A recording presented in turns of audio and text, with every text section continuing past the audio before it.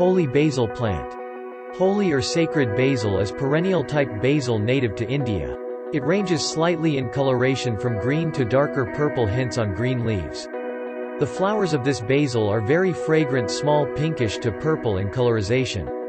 The color variations do not impact the taste. They all carry similar anise-like flavors with hints of mint and a touch of pepper. Rich in antioxidants, eugenol, and other nutritionally rich compounds have helped aid many ailments in holistic and alternative medicine. With its strong anti-inflammatory properties, it has been used to protect and aid digestion.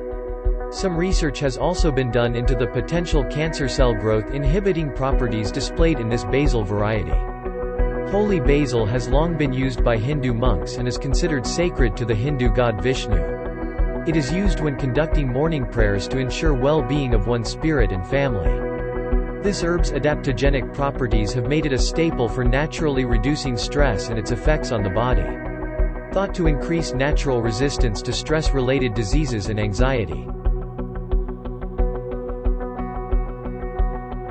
Thanks for watching. Don't forget to subscribe.